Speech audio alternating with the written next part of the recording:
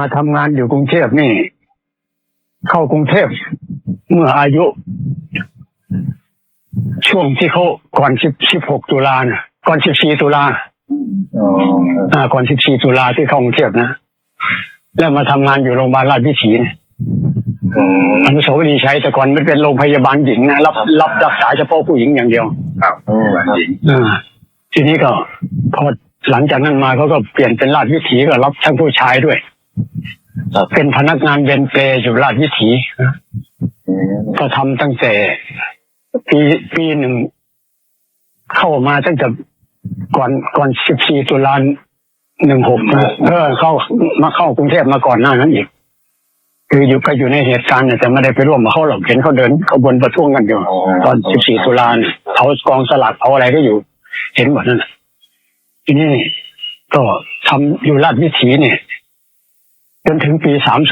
30ก็ปี27ตั้งแต่ปี16เอา16มีเหตุการณ์แล้วก็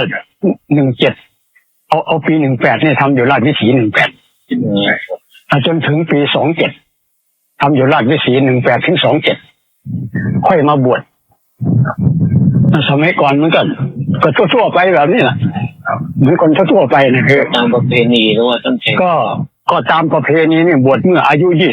25แต่มาบวชวัดอโศกเนี่ยอายุ30บวชตามประเพณีเขาว่า25เนี่ยวัยเบญจเพสดวงไม่ดีเขาจะต้องบวชเขาก็ว่าไปนะก็ทำงาน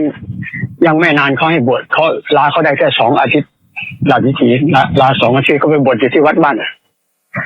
วัดที่บ้านเกิดที่โคราชนะทีนี้พอไปบวชก็ตามวัดบ้านนะ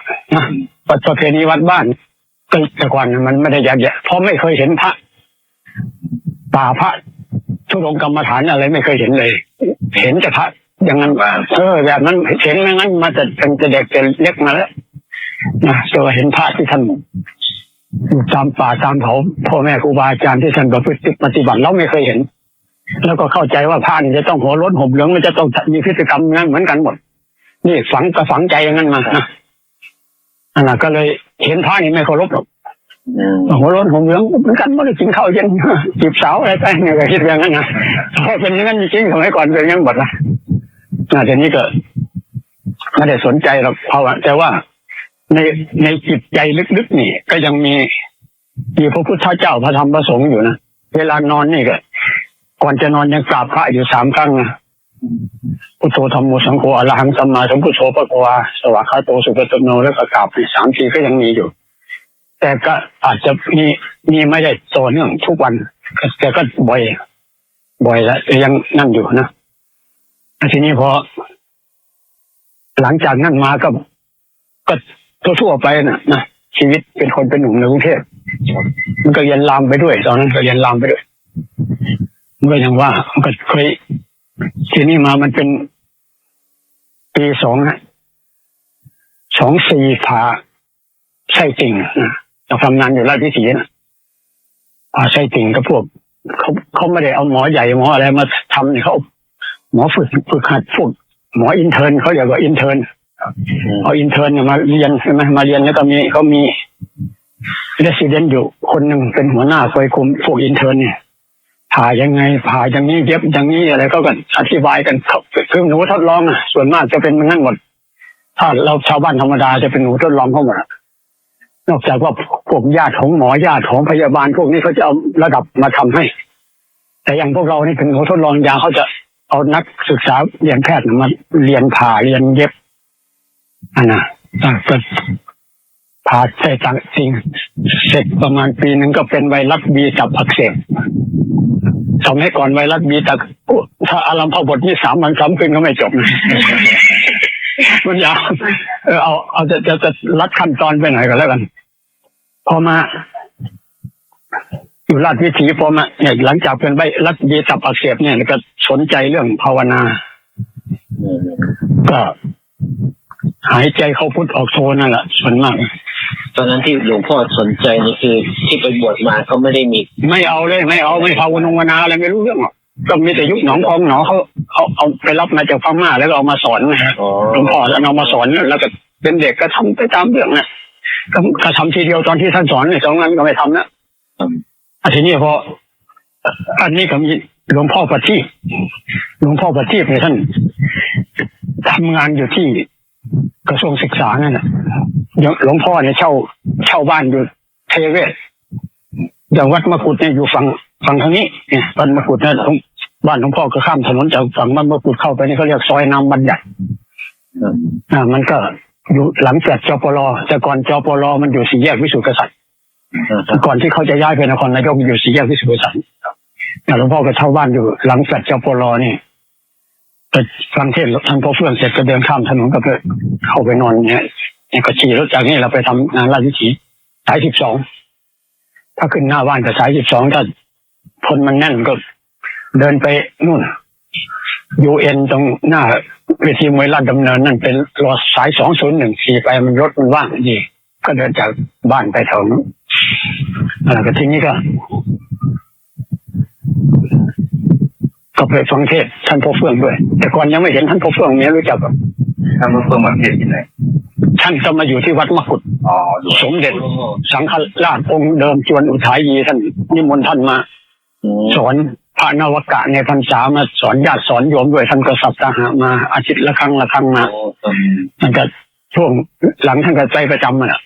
แต่ที่แรกไม่รู้จักท่านหรอกที่ภาวนาไปเนี่ยพอเป็นไวรัสบีตักอักเสบก็เริ่มสนใจที่หลวงพ่อประทีปที่ว่าท่านยังไม่บวชหรอกท่านก็ทำงานอยู่กระทรวงศึกษาเป็นหัวหน้ากองอะไรงานสักอย่างนึงนี่แหละเขาจะให้ร่างไอ้พวกการสอนการเรียนนี่แหละก็มอบให้ทำแล้วก็แกก็คนธรรมะธรรมโมนั่งภาวนาเสาร์อาทิตย์นี่แกจะนั่งหลับตาภาวนาอย่างเดียวแล้วกินข้าว2 มื้อนะตอนเย็นแกจะไม่กินข้าวก็เลยแกก็ว่าก็เลยชวนพาไปพอเป็นไวรัสบีตักอักเสบนี่แกก็จะพาไปรดน้ำมนต์มึงเนี่ยมันดวงไม่ดีนะมึงต้องรักษาศีล 5นะมึงจะดวงไม่ดีมึงจะต้องเดี๋ยวกูจะพาไปรดน้ำมนต์ไปบางสกุลเป็นบางสกุลตายนะวัดใหม่เอามาขับรถอยู่บางคนพรมเดินแป๊บเดียวเดินจากนั้นไปแป๊บเดียวที่บ้านเช่าไปเดินไปไม่ได้ขี่รถเลยก่อนไปวัดใหม่เอามาขับรถเขาก็บางสกุลเป็นบางสกุลตายอะไรให้ล่ะรดน้ำมนต์นะทีนี้กับมึงเนี่ยมันจะต้องรักษาศีล 5นะมันแกก็เอาไอ้โลกทิพย์หนังสือโลกทิพย์มาให้อ่านก่อนอันดับแรกนะเอาหนังสือโลกทิพย์จากให้หนังสือโลกทิพย์มาก็จะเป็นประวัติหลวงปู่ขาวหลวงปู่แหวนหลวงปู่อะไรไปก่อนหลวงปู่มั่นเอาไว้ทีหลังตรงไหนประวัติหลวงปู่มั่นเอาไว้ทีหลังต้องอ่านพวกนี้ไปก่อนหลวงปู่มั่นเนี่ยทำขั้นสูงว่าต้องอ่านเป็นพื้นตั้งแต่โลกทิพย์อะไรมาหลวงปู่ขาวหลวงปู่แหวนหลวงปู่อะไรมาก่อนประวัติขั้นของศิษย์ไปก่อนแล้วค่อยมาให้หลังมาก็ให้เอาหลวงประวัติหลวงปู่มั่นมาให้อ่านทีนี้มันก็แต่ก็ภาวนานั่นแหละหายใจเข้าพุทออกโทนี่แหละเป็นระบาดมันก็ตั้งใจภาวนามันกลัวตายนะพอตอนไปอยากจะเล่าให้ฟังตอนที่ไปป่วยไวรัสบีตักอักเสบเนี่ยตอนนั้นกำลังระบาดเยอะแม้แต่หมอในโรงพยาบาลก็เป็นเยอะเหมือนกันก็ไปแอดมิดอะไรอยู่ด้วยกันนั่นแหละหมอก็ทีนี้ก็เขาก็ให้ไปนอนศึกศัลยกรรมชายชั้น3มันก็มีทั้งพวกมะเร็งปอดพวกมะเร็งตับอะไรสารพัดอะเต็มไปหมดนะก็อยู่ด้วยกันกับพวกนี้แหละทางนี้ก็เป็นมะเร็งปอดทางนี้ก็เป็นมะเร็งตับท้องป่องขาเท่าแขนนะคนที่เป็นมะเร็งตับเนี่ยท้องป่องในขาเท่าแขนนี่แต่ท้องแบบป่องแล้วก็นอนปวดโอยหรือร้องนะอีกคนนึงก็คนอยุธยามีหลานเป็นพยาบาลอยู่ราชวิถีนะเขาก็เป็นมะเร็งปอดข้างๆกันคนเป็นมะเร็งปอดนี่ก็เวลาไอเข้ามานี่เลือดสดๆนะพอเขาไปเข้าห้องน้ำไปไอในห้องน้ำเนี่ยหลวงพ่อไปเข้าทีหลังเนี่ยมันตามฝาผนังห้องน้ำเนี่ยเลือดจะเต็มเหม็นคาวไปหมดแล้วคนที่เป็นมะเร็งปอดแล้วแกไม่นานเท่าไหร่แกก็ตายอยู่ข้างๆกับเตียงนะมาคิดดูกันแล้วกันนะตายให้เห็นต่อหน้าต่อตาแล้วก็นอนดูมะเร็งปอดตายไปก่อนไอ้มะเร็งตับนี่มันก็เอาฉีดมอร์ฟีนเข้าไปนะพอฉีดมอร์ฟีนเข้าไปแล้วกับ ทำให้บรรเทาได้ชั่วขนาดนึงนั่นแหละความเจ็บปวดก็บรรเทาได้นิดนึงเดี๋ยวพอหมดฤทธิ์ยามันก็ปวดขึ้นมาอีกร้องอดโอยเหมือนเดิมทีนี้ก็ก่อนจะตายนี่ก็อาเจียนออกมาเป็นเลือดสดๆนะเลือดสดๆแล้วอาเจียนออกมาทีนี้เขาก็ให้เอาเลือดมาให้เพิ่มเลือดให้ก็อยู่ไม่กี่วันก็ตายตัวหน้าตัวตาข้างๆ2 คนเนี่ยเห็นแล้วตายแล้วกูทีนี้ชิวกูซะละมั้งวะแต่จริงๆมันไม่สาหัสอะไรหรอกแค่ไวรัสบีตับอักเสบมันก็พยาบาลเขาก็หัวหน้าเขาเป็นหัวหน้าเวรเปรย์นะพยาบาลแกก็มาดูเหมือนกันมันเธอไม่ตายหรอกไม่ต้องกลัวฉันเป็นมาเยอะแล้วตาเหลืองตัวเหลืองไปหมดแล้วแต่ฉันยังไม่ตายเลยแกก็มาให้กำลังใจมาไอ้เราก็กลัวตายยังไม่ได้ภาวนาตอนนั้น เห็นคนนี้ตายเห็นคนนี้ตายอยู่ข้างๆเขาตายแล้วกลัวไอ้แล้วเพื่อนเวรเปรย์ด้วยกันนะพอมันมาส่งคนไข้มันมาถึงบอกดูหลวงพ่อดูหน่อยนึงเฮ้ยไอ้สัตว์มึงตายแน่ มึงเนี่ยเขาว่าเป็นมะเร็งตับมึงตายแน่ไอ้สัตว์ ก็เลยว่าไอ้หามึงให้พรกูดีเลยเกินเนาะ ก็พอเห็นตอนเย็นเขากับนะไปเที่ยวนู่นเที่ยวนี่เราก็นอนอยู่บนเตียงอย่างว่านะเราไปคิดมันไม่ภาวนาเนี่ยใจมันจะเสียถ้าเราไม่ภาวนาไม่มีหลักจิตหลักใจนั่นมันแบบนี้นะมันเหมือนเคว้งคว้างเหมือนคนลอยคออยู่กลางทะเลมันไม่มีอะไรจะให้ยึดให้เกาะเลยนะ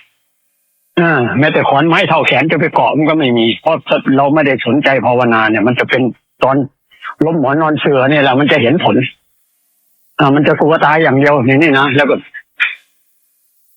ทุกขติเป็นที่หวังแล้วใจเศร้าหมองเวลาจะตายเพราะมันไม่มีหลักยึดจิตใจมันไม่มีหลักนั่นมันต้องฝึกไว้อย่างก่อนจะตายต้องฝึกตายซะก่อนเนี่ยนะพอทีนี้ก็หลังจากนั้นก็เนี่ยที่หลวงพ่อประทีปนี่แหละตอนนั้นท่านยังไม่บวชตอนนี้ท่านบวชแล้วอยู่เชียงใหม่เป็นเจ้าคณะอำเภออยู่อำเภอแม่วางเชียงใหม่ตอนนี้นั่นแหละก็ภาวนาทีนี้ก็หายใจเข้าพุทโธโธเนี่ยก็ตั้งใจเลยไงทีนี้นะตั้งใจภาวนาเลยเวลานอนก็หายใจเข้าพุทโธนั่งเมื่อยแล้วสมมตินั่งเมื่อยแล้วก็นอนแล้วก็หายใจเข้าพุทโธมันรวมง่ายสมัยยังไม่บวชนี่รวมง่ายแล้วถ้ารวมอย่างหลวงพ่อรวมมันจะวูบลงไปนะแล้วมันไม่มีลมหายใจแล้วมันทิ้งลมหายใจไปวูบลงไป ลมอยู่ข้างล่าง ลงไปยังข้างล่างเดียวทีนี้พอมันก็จะถอนขึ้นมาหน่อยอย่างนั้นก็จะออกรู้เห็นสารพัดเห็นไปหมดหนึ่งสี่ไปเห็นนู่นเห็นนี่สารพัดนะนั่นเป็นมาตั้งแต่เป็นคารวะแล้วเห็นไอ้นี่รวมจนถึงอัปปนาสมาธิขนาดว่าบ้านเช่าก็แบบนี้นะบ้านเช่าอยู่เทเวศก็เป็นหลังนี่หลวงพ่อเทียบอยู่ข้างบนข้างล่างมันจะมีอยู่5 ห้องเป็นห้องเช่าหลวงพ่อก็อยู่ห้องข้างล่างนี่ก็เขามีรูปมีนั่นเขากว่าเขาจะหลับจะนอนเขาเปิดโทรทัศน์ดูอะไรนะทั้งลูกเต่าเขาร้องไห้กระจองงองแงหลวงพ่อก็ยังภาวนาอยู่งั้นนะก็ไม่เป็นไรก็ทำไปก็มันก็ยังรวมให้ขนาดบ้านเช่านั้นไม่ใช่มาอยู่ที่เงียบแบบนี้มีเสียงดังๆก็รวมได้บางทีก็คือใช้เวลาไม่นานก็ไม่นานใช้เวลาไม่นานมันรวมง่ายบางคืนเนี่ยรวม3 ครั้งก็มีรวมปุ๊บลงไปพอมันถอนขึ้นมาหายใจเขาพูดโอ้โหอย่างนี้ก็รวมต่ออีกเนี่ยเป็นมาตั้งแต่ยังไม่บวชถึงได้มาพูดได้เต็มปากว่าเคยทำมาหมดแล้วพวกนั้นแสดงว่าที่เรียนเต็มหัวใจเหมือนเดิมก็บอกแล้วก็จิตรวมเร็วกว่าคนอื่นนะคนที่เขาฝึกมันมาเร็วรวมง่ายสมัยก่อนนะเป็นสมาธินั่นแหละมันจนถึงอัปปนาสมาธิแล้วก็ออกไปรู้เห็นนั่นเห็นนี่ถ้าลงอัปปนาสมาธิแล้วมันจะไม่เห็นอะไรมันจะมีแต่รู้อันเดียวกายนี่มันวางกายแล้วกายนี้ไม่มีแล้วมันจะคิดปรุงแต่งไปไหนไม่ได้เพราะอุปกรณ์มันไม่มีมันวางอันนี้พวกนี้หมดแล้วมันจะน้องก็ไม่ได้ยินอะไรทั้งนั้นอันนั้นจนกว่ามันจะถอนเข้ามามันถึงจะรับรู้พวกนี้เหมือนเดิมจะปรุงแต่งได้เหมือนเดิมเป็นตั้งแต่ยังไม่บวชเนี่ยถึงว่าทำมาหมดแล้วทุกวิธีแต่หลวงพ่อเนี่ยมันเน้นสมถะล้วนๆจะเอาความสงบอย่างเดียวคือไม่ได้ไปพิจารณากายไม่ได้ไปอันนี้จังทุกขังอนัตตาอะไรเลยมันถึงไม่เป็นอะไรให้มันติดสุขเลยนั่นแหละมันก็อยู่แต่อย่างนั้นวันไหนก็จะเอาให้มันรวมอย่างเดียวเนี่ยพอรวมไปแล้วมันจะไปสุขนั่นแหละมันก็เนี่ยมันถ้าวันนี้มันไม่รวมให้กันหมดหงิดอ่ะมันอยากจะให้รวมมันอย่างนั้นเนี่ยพยายามอยู่งั้นนะแต่มันก็รวมบ่อยใช่ไหมนั่นมันก็แม้จะไปทำงานไปทำพระใหญ่อยู่ที่ รัฐธรรมสถิตเนี่ยเห็นไหมพระนาคปกเคยไปไหมจะมีพระนาคปกไปขนตั้งแต่ขนดินถมฐานแล้วเลยขึ้นไปนอนอยู่เจดีย์ตอนกินข้าวเที่ยงยังไม่บวชนั่นไปทำงานยังไม่บวชเป็นอยู่นอนอยู่เจดีย์ก็หายใจเขาก็ตะโกนก็รวมขนาดกลางวันเนี่ยก็ยังรวมกับคนเดินเข้ามาเจดีย์อะไรได้ยินหมดนะแต่มันไม่สนใจมันอยู่กับอันนี้อันเดียวว่ามันอัปปนาไม่ใช่อัปปนาสมาธิอุปจารสมาธิมันจะได้รับรู้ได้ยินเสียงอะไรหมดนะแต่ว่ามันก็อยู่กับอันนี้เนี่ยมันก็จะเนี่ยมันรวมง่ายสมัยก่อนรวมง่ายนี่ก็มาเห็นเลโคตั้งแต่ยังไม่บวชตั้งแต่จิตรวมครั้งแรกเลยที่ภาวนาจิตรวมครั้งแรกมาเห็นเลโคนี่เลยก็พอจิตมันรวมแล้วมันเห็นตั้งแต่ยังไม่บวชจิตรวมครั้งแรกเป็นคารวะด้วยอ๋อเห็นว่าเป็นวัดหรือเป็นมันไม่ได้เป็นวัดอ๋อครับมันก็เป็นทางเดินเข้ามาเป็นป่าทางเดินสมัยก่อนทางเดินป่ามันก็มีแต่ทางน้อยๆไปก็หญ้ารกๆมีไม้ไผ่เต็มหมดข้างๆทางอ๋อจะเห็นแต่ไม่ได้ใส่ใจเพราะว่าเราไม่คิดว่าเราจะบวชไม่คิดว่าอะไรอยู่แล้วไม่ได้ใส่ใจเลยแค่เห็นแล้วก็ปล่อยไปมันเราฝันไปก็ปล่อยทิ้งไปเลยไม่ได้สนใจไม่ใส่ใจเลยมันก็เถอะคือเห็นแล้วก็แล้วไปไม่ได้สนใจทีนี้ก็เพราะว่าไม่คิดว่าตัวเองจะบวชด้วยอะไรด้วยถ้าทำงานอยู่ราชวิถีนี่ก็ทำภาวนาทั้งวันนะขณะทำงานนี่ก็เดินเห็นคนไข้ไปไหนก็หายใจเขาพุทธออกตัวไปนั่งรอลิฟต์จะคนไข้ขึ้นลิฟต์คนไข้ลงลิฟต์ก็นั่งอย่างนี้กันภาวนาตลอดนะตอนนั้นมันก็ค่อยน้อมเข้ามาเห็นคนแก่คนเจ็บคนตายน้อมเข้ามาสอนตัวเองทุกวันตอนนั้นยังเป็นคารวะน่าเป็นคารวะนี่ก็ภาวนา2 ปีค่อยบวชภาวนาอยู่งั้น2 ปีค่อยมาบวชจนที่นี่นี่มันก็รวมลงขนาดนั้นแล้วแต่ว่ามันไม่ได้สนใจมันจะเป็นทางเดินเข้ามามันทางไปไล่ไปสวนน้อยๆเล็กๆอะไรเงี้ยแต่ข้างทางจะเป็นไม้ไผ่สูงเป็นป่าไผ่มันตอนนู้นตอนเห็นเข้ามาเนี่ยนะตอนที่เห็นเนี่ยมันมีผ้าขาวเดินนำหน้ามันมาเป็นตอนกลางคืนนะมันจะคล้ายๆไฟมันส่องสว่างไปผ้าขาวก็เดินนำหน้าหลวงพ่อก็เดินตามหลังผ้าขาวไปทีนี้พอไปถึงเนี่ยมันก็จะเป็นบ้านมันก็เปิดประตูบ้านเข้าไปให้ดูแล้วก็มันก็เปิดหีบสมบัติออกมาเพชรนินจินดาเนี่ยแสงบูบวาบมันเป็นแต่ยิบระยับไปหมดมันก็บอกว่าเขาก็บอกว่าให้เอาสิก็เลยไม่เอาไปทำไมตายแล้วก็มีใครแบกหามไปแล้วจะเอาไปทำไมไม่มีประโยชน์อะไรบอกไปแค่นั้นมันก็บอกไปแค่นั้นทีนี้มันก็ถอนขึ้นมานิมิตเหรอก็ไม่รู้มันรวมลงไปแล้วมันเห็นไม่รู้ก็ไม่รู้ว่าเป็นนิมิตหรืออะไรจิตมันรวมปุ๊บไปนั่นไปเห็นแล้วมันรวมครั้งแรกด้วยมันไม่เคยรวมจนชำนาญมาก่อนมันรวมครั้งแรกก็ยังเอะใจอยู่เราหลับไปหรือเปล่าถ้าหลับเนี่ยตื่นมามันจะต้องงัวเงียอะไรเนี่ยอันนี้มันตามก็ใส่ชิ้วมันไม่ใช่หลับแต่ก็ไม่ได้ใส่ใจก็ว่าเห็นแล้วก็แล้วไปไม่คิดว่าตัวเองจะบวชไม่คิดว่าจะอะไรทั้งนั้นไม่ได้ใส่ใจอะไรตรงนั้นเถอะเห็นแล้วก็ทิ้งไปเลยไม่ได้เอามาเก็บไว้ในใจเลยทีนี้ก็ภาวนาไปอยู่ราชวิถีเนี่ยพอเราสนใจธรรมะแล้วเราจะน้อมมาสอนตัวเองหมดนะเห็นคนเกิดคนแก่คนเจ็บคนตายเนี่ยจะน้อมมาสอนตัวเองแม้แต่ตอนปีใหม่เนี่ยเขาจะเลี้ยงไปหากินเหล้าเมายากันแล้วก็ไปอยู่ประตูน้ำเนี่ยตลาดโต้รุ่งประตูน้ำแทงกันมาเอามาส่งโรงพยาบาลหน้ามันซีดหมดแล้วไส้มันโผล่มาหน่อยนึงทีนี้อยู่เข้ากะดึกเนี่ยหมอมันก็ปั๊มมันเหนื่อยเมื่อให้หลวงพ่อไปช่วยปั๊มหัวใจนะทีแรกมันก็ปั๊มมันก็ค่อยไหลออกมาไส้ค่อยไหลออกมาค่อยไหลออกมาจนเต็มหน้าท้องหมดนะไส้มันไหลออกมาเราปั๊มเนี่ยเลือดตกในมันตายอันนั้นเราเห็นไส้เห็นไขมันติดลำไส้เห็นอะไรมันหมดนะแต่มันก็ทีนี้พอเห็นคนป่วยอย่างคนเป็นมะเร็งอย่างเงี้ยอย่างพวกผู้หญิงเป็นมะเร็งมดลูกผู้หญิงเนี่ยแกทีแรกแกก็แข็งแรงเดินไปเองได้ไปใช้แสงนะแกก็ถือไอ้ชาร์จที่เขาประวัติเนี่ยแกก็ถือไปเองเดินไปเดินอะไรแบบนั้นได้พอนานๆหน่อยแกก็เดินไม่ได้ต้องเอารถเข็นไปรับแกยายคนนั้นทีนี้พอเอาไปแกเดินแกก็เดินไม่ได้ต้องเอารถนอนไปรับแกมา คนสุดท้ายก็ตายเนี่ยมันน้อมมาสอนตัวเองหมดแล้วสมัยนั้น อืม ถึงจะไปเห็นคนตายรถชนตายอะไรมาเนี่ยหลวงพ่อก็ไปเปิดดูตอนเช้าเขาเอาผ้าขาวคลุมไว้บนเปลนะแล้วยกขึ้นดูมองดูนั่นแหละเนี่ยน้อมมาสอนตัวเองหมดแล้วเช่าบ้านอยู่เนี่ยมันมีหลายห้อง4-5 ห้องมันก็หลายอาชีพที่เช่าห้องนั้นก็มีตะไหวกับยายศรีเนี่ยแกก็ให้ธรรมะเนี่ยตะไหวกับยายศรีนี่มีลูก2 คนเล็กๆอยู่ยายศรีไม่ได้ทำงานอะไรเมียเนี่ยอยู่บ้านเลี้ยงลูกหัวเนี่ยทำงานเป็นไปรษณีย์อยู่แถวอนุสาวรีย์ประชาธิปไตยเขาเรียกว่าลาดดำเนินนะไปรษณีย์ลาดดำเนินทีนี้พอเลิกงานตอนเย็นเป็นไปรษณีย์มันก็กลับตอนเย็นก็ขับทุกๆครับกินไม่พอปากพอท้องนะปากกัดตีนถีบทีนี้พอกลับมาบ้านไม่รู้แกกลับไปขับทุกๆมาพักนึงกลับมาบ้านไม่รู้ไปทะเลาะอะไรกันกับเมียนะถวายแกก็คนเขาหัวกันล้านๆแล้วก็ตีกันลูกจับทั้งผัวตีเมียตีผัวอะไรก็ไม่รู้นะมองดูกับหัวล้านเนี่ยแดงไปหมดเนาะเมียก็ร้องไห้ลูกก็ร้องไห้ก็จองงอแงเนี่ยมันเหมือนได้ฟังเทศกันใหญ่เลยเนี่ยเขาเทศให้เราดูหมดเลยเราถ้าเรามีสติแล้วน้อมมาสอนตัวเองเขาเทศให้เราดูหมดหลวงพ่อก็คิดอยู่คนเดียวพอเห็นมันเกิดความสลดสังเวชนะโอ้คุณนึกว่ามีลูกเมียมีผัวแล้วมันจะมีความสุขมันไม่ใช่นี่หว่ามันทุกข์ขนาดนี้ใช่ไหมมีลูกมีเมียมีผัวแบบขนาดนี้นะชาตินี้กูจะไม่มีเมียมันคิดไว้ในใจนะชาตินี้กูจะไม่มีเมียแต่ยังไม่คิดว่าจะบวชนะแต่ก็ภาวนาจิตรวมจิตสงบไปงั้น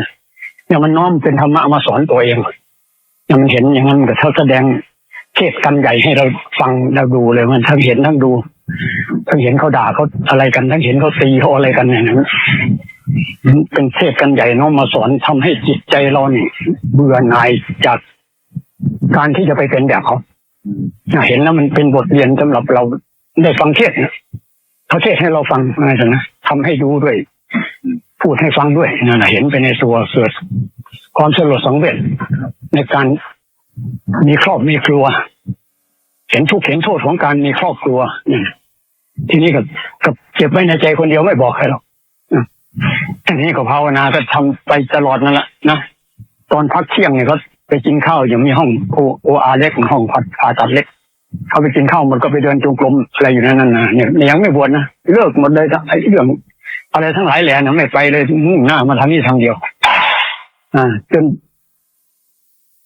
วันหนึ่งไปกราบท่านพ่อเฟื่องที่วัดมะกุฎท่านก็เลยปกติท่านจะไม่ถามว่าเป็นอะไรทำงานอะไรมีลูกมีครอบครัวอะไรเรื่องท่านจะไม่ถามก็ปกติก็กราบท่านปกติแต่วันนั้นท่านถามขึ้นมาแล้วทำงานอะไรมีครอบครัวมีลูกมีเมียหรือยังก็บอกท่านยังไม่มีแล้วพ่อแม่เลี้ยงอยู่ไหมก็บอกแม่เสียตั้งแต่ผมอายุได้6 ปีพ่อก็มีแฟนใหม่อะไรก็บอกท่านไปหมดสรุปแล้วท่านก็ว่ามันก็ไม่มีอะไรน่าเป็นห่วงนะชีวิตนี้แล้วก็ถวายพุทธเจ้าพระธรรมพระสงฆ์ไปเลยนะบทตลอดชีวิตไปเลยอะไรท่านว่างั้นนะแต่ตอนนั้นมันภาวนาจิตรวมสงบมาเยอะแล้วนะแต่ไม่คิดว่ายังจะไม่บวชนะก็เลยตอบท่านไปว่าผมยังไม่กล้าบวชครับกลัวประพฤติปฏิบัติไม่ได้กลัวตกนรกก็เลยบอกท่านไปอย่างนั้นท่านก็ว่าก็ตามใจมาได้แค่นี้ก็ดีนักหนาแล้วว่างั้นนะนี่ก็ภาวนาออกมาตลอดทีนี้ก็เนี่ยเห็นอะไรน้อมมาสอนหมดเนี่ยใจมันคลายออกที่จะออกจากหลวงพ่อเนี่ยเป็นปกติเหล้าไม่กินบุหรี่ไม่สูบการพนันอะไรหลวงพ่อไม่เอาเลยนะท่านยังไม่บวชทีนี้พอปีใหม่มาทีก็ตามตึกนั่นเขาจะให้ตึกนี้เบียร์ลังหนึ่งตึกนั้นเหล้าอะไรสารพัดให้เงินให้แล้วไปเลี้ยงฉลองปีใหม่กันนั่นแหละที่โรงพยาบาลนั่นแหละแต่หลวงพ่อไม่ได้กินเหล้ากับเขาหลวงพ่อก็ไปยืนกินกับกินอะไรกับเขาเล่นไปแล้วหลวงพ่อกลับบ้านไปหาภาวนาแล้วนะไม่ได้ยุ่งตัดหมดเรื่องนี้หลังจากภาวนาเลิกหมดเลยทีนี้ใจมันก็เลยน้อมจะแปลมาทางบวชนะเพราะว่าเราเห็นอย่างนี้มันไร้สาระทั้งนั้นเลยที่เพื่อนเขาทำกันก็แล้วแต่ว่าเห็นคนแก่เจ็บตายก็เห็นทุกวันเนี่ยใจมันน้อมมาทางจะบวชแล้วทีนี้มันไม่อยากจะอยู่แล้วมันนะอย่างพวกพยาบาลเขาไปภาวนาวัดลิงขบวัดบวรมงคลนะ หลวงพ่อก็ขึ้นข้ามเรือจากฝั่งเทเวศไปฝั่งวัดเขาเรียกบดีเนี่ยแหละวัดดินกบนี่อยู่ใกล้ๆกันเขาไปภาวนามีอาจารย์สอนอยู่ก็ไปหาที่เงียบๆภาวนาในเรื่องเพราะว่าอยู่บ้านนี้มันบ้านเช่าเสียงดังใช่ไหมไปหาที่ภาวนาก็ไปเย็นวันศุกร์ก็กลับวันอาทิตย์อย่างเงี้ยมันก็เคยไปนะทีนี้ก็พอนั่นมาใจมันน้อมมาทางบวชทีนี้ก็เห็นหมู่เห็นเพื่อนทั้งหลายแหละมันจะมีแต่หลวงพ่อองค์คนเดียวเนี่ยที่แตกต่างจากเพื่อนเขาแต่ละคนอื่นเขาจะก็เป็นธรรมชาติของคนทั่วไปนะกินเหล้าเมายาสนุกสนานเฮฮาเสร็จแล้วก็เอาไปต่อนู่นต่อนี่ไปนะหลวงพ่อไม่เอากับเขามันก็เขาก็รู้เพื่อนเขาก็รู้ว่าจะไปเขากินเหล้าเลี้ยงฉลองอะไรกับเขาจะเรียกไอ้ศักดิ์มานั่นมันไม่ต้องไปเรียกมันไอ้ศักดิ์ไม่กินเหล้านั่นนะหลวงพ่อนั่งภาวนาเนี่ยเป็นยังเศร้าเลยมันมีแต่เขาอยู่คนเดียวแล้วก็ทีนี้ก็ใจมันน้อมมาทางบวชก็เลยตัดสินใจกูก็คิดอยู่คนเดียวกูจะอยู่ไปทำไมวะเนี่ยอยู่ไปการเวลาภาวนาก็มีน้อยก็ไม่รู้จะตายวันไหนสมบัติพระสถานก็ไม่เห็นมีใครแบกหามเอาเล็ไปได้สักคนตายแล้วมาคิดอย่างนี้ก็ตัดสินใจเอากูบวชแล้ววะก็ได้มีเวลาภาวนาเยอะๆอะไรอย่างนี้ทีนี้เราก็เลยมันก็บ้านมันก็อยู่ตรงข้ามวัดมกุฏนะก็เลยแม่พิษนี่ก็ดูแลท่านพ่อเฟื่องอยู่เรื่องทำกับกุ้งกับข้าวท่านมาอยู่วัดมกุฏนะก็คอยส่งข้าวส่งอะไรกันแต่คุ้นเคยกับสมเด็จพระชินวงศ์วัดปากน้ำแต่ก่อนท่านยังไม่เป็นสมเด็จไม่ใช่วัดปากน้ำวัดมกุฏท่านเป็นแต่ก่อนท่านจะเป็นชั้นลาดหรือชั้นอะไรเนี่ยตอนช่วงหลังท่านมาเป็นสมเด็จท่านเสียไปแล้วทีนี้ก็เลยไปให้แม่พิษนี่พาไปฝากนาคแล้วก็ได้ไปขานนาคมาก็มาขานนาคอยู่ได้ 2-3 วันมีคนไปเล่าท่านพ่อเฟื่องฟังไว้ศักดิ์มันจะบวชมันมากุฏแล้วก็ไปอยู่กับท่านพ่อที่วัดธรรมสถิตระยองนั้นก็เลยบอกให้มันไปบวชวัดอโศกท่านพ่อเฟื่องว่างั้นไปบวชที่วัดอโศการามนั่นอยากให้มาบวชนี่ไปวัดอโศกทีนี้พอวันหลังไปกราบท่านก็ว่าอะไร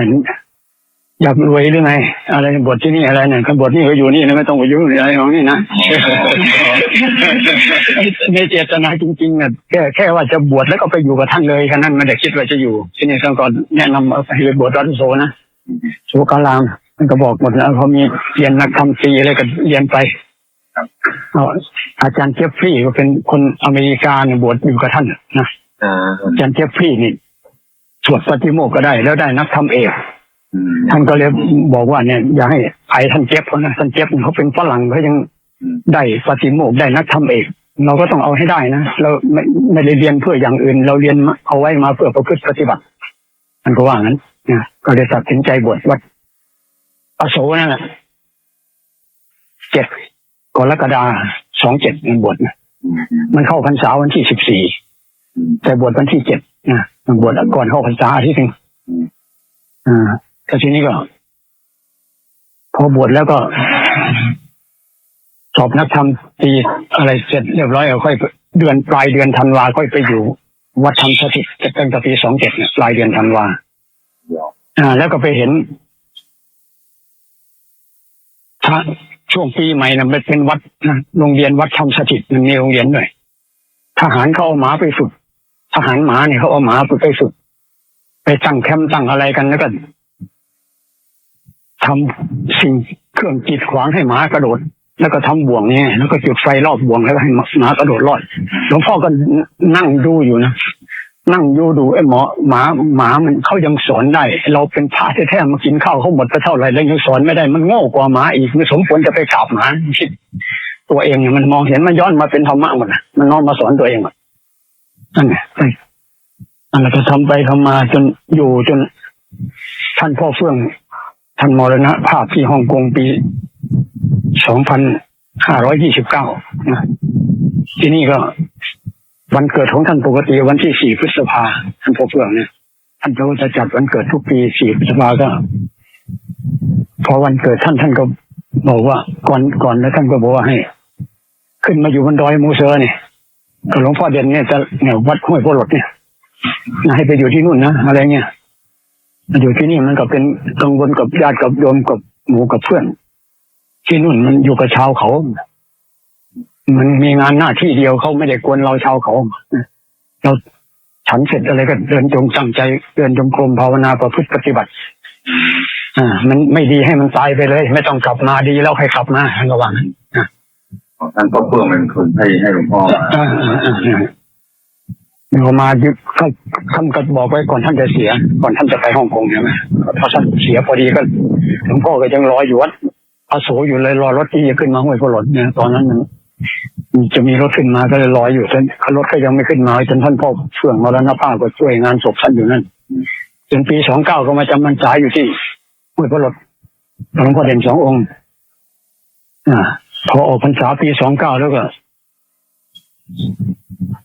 พวกมูเซอร์ที่อยู่ตลาดมูเซอร์อยู่บ้านห้วยพลดนั่นแหละมันก็เล่าให้หลวงพ่อเด่นฟังว่ามันมีญาติอยู่เนี่ยบ้านมูเซอร์เนี่ยมีญาติอยู่ตรงนั้นที่ดีป่าโอ้ยเยอะแยะเลยป่าดีอย่างนี้นะทางรถยังไม่มีแต่ทางเดินเท้าอย่างเดียวไปท่านก็เลยให้มันมูเซอร์บ้านห้วยพลดพาท่านมาดูเนี่ยท่านก็มาดูเห็นท่านก็ชอบใจนะท่านก็เลยให้มูเซอร์บ้านนี้ทำศาลาฉันข้าวน้อยๆมุงหญ้าคาเนี่ยนะสับฟาดพื้นสับฟาดแล้วก็มีกุฏิน้อยอีกหลังหนึ่งพวกนั้นปี28ปี30เดือนมกราจะเผาหลวงปู่แหวนพอดีท่านว่าจะมาภาวนาถวายหลวงปู่แหวนเดี๋ยวผมไปขึ้นไปอาทิตย์นึงเดี๋ยวผมเดินกลับมาแล้วพวกท่านเข้าไปอยู่